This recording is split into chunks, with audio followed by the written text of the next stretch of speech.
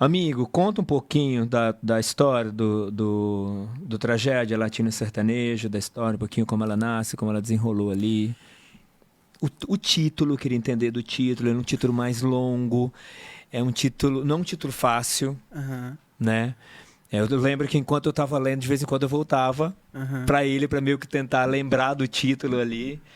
Conta, assim, também da decisão de ter esse título.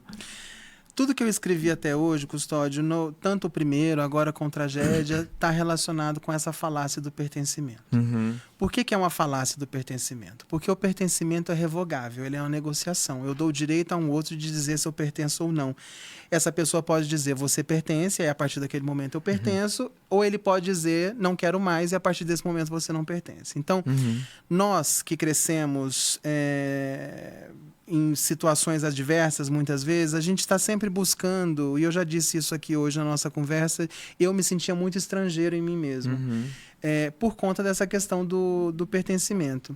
Então eu queria fazer uma história que recuperasse primeiro a ideia de um sertão no sentido original da palavra, que é qualquer coisa fora dos ambientes muito urbanizados, né? E não é uhum, só o sertão nordestino, como a gente foi acostumado a pensar pela publicidade, pelo cinema, pela própria literatura, pelo imaginário brasileiro. Tem o sertão de Minas, tem o sertão de Goiás, uhum, né? Então, esse lugar do sertanejo que não se sente parte daquela cultura, mas é parte daquela cultura. uhum. E eu queria falar de uma outra pessoa que vem de muitos lugares, mas que tem essa dificuldade de se achar. O Ernesto, esse livro teve 17 versões. O Ernesto, ele era paulista num primeiro momento. Depois eu fui para o México, a coisa mudou e eu Aham. entendi que ele era mexicano. É, o Ernesto está sempre buscando esse lugar e ele não se entende, tanto que ele se mete em umas enrascadas, né? Assim, com algumas decisões que ele toma com essa ideia de querer pertencer. Sim. Então a história é essa: é um mexicano agrônomo que é transferido para o interior do Brasil para trabalhar na usina de cana-de-açúcar. Ele chega nessa cidade e ele passa a viver com aquela estrutura social ali ainda muito representativa de algumas coisas mais conservadoras, de um lugar de difícil convivência ali para as Uhum. pessoas diversas, que ousam ser quem elas são.